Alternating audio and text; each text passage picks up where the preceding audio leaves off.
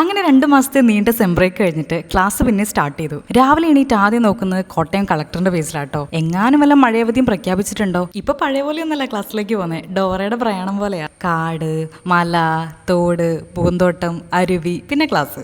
അയ്യോ, മാപ്പ് എടുക്കേണ്ടി വരുമോ? തിരിച്ചു വന്ന് എനിക്ക് ആദ്യം തന്നെ നോക്കേണ്ടത് നമ്മുടെ മീന്, കൂടുകൂട്ടിയ കിളികള് എല്ലാരും ഇവിടെ തന്നെ ഉണ്ടോന്നായിരുന്നു. പതുക്കെ പതുക്കെ എല്ലാരും വന്നു തുടങ്ങി. കുറെ കാലം കാണാതിരിക്കുമ്പോഴേ ഒത്തിരി വിശേഷം പറയാനുണ്ടാവല്ലോ. ബുക്സ് ഒക്കെ പൊടി തട്ടിയെടുത്തു. പിന്നെ മിസ്സുമാരോട് വിശേഷങ്ങളൊക്കെ പറഞ്ഞു.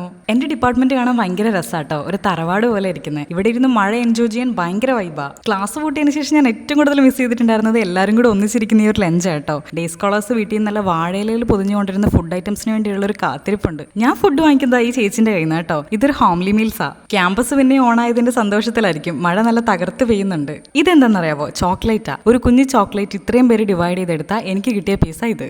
വൈകുന്നേരം ആയപ്പോഴത്തേക്ക് എല്ലാവരും പുറത്തിറങ്ങി കുറേ ഫോട്ടോസൊക്കെ എടുത്തു. പിന്നെ മഴയായതുകൊണ്ട് കുളമൊക്കെ നിറഞ്ഞു.